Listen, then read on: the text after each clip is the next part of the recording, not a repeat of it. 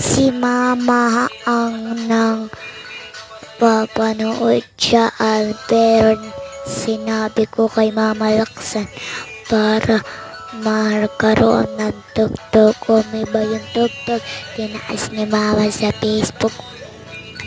Katay kasi paulit-ulit yun kasi tinitingnan nyo pa yung yung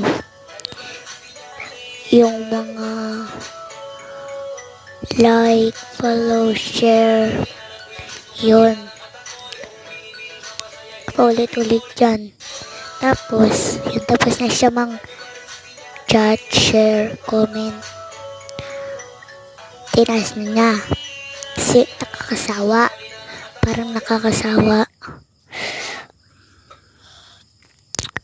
Tapos, may effect sa kanyan. Kaya ako nagiging ganyan. Diba yan?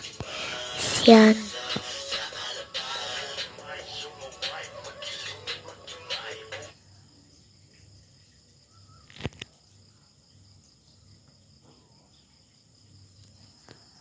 Eh.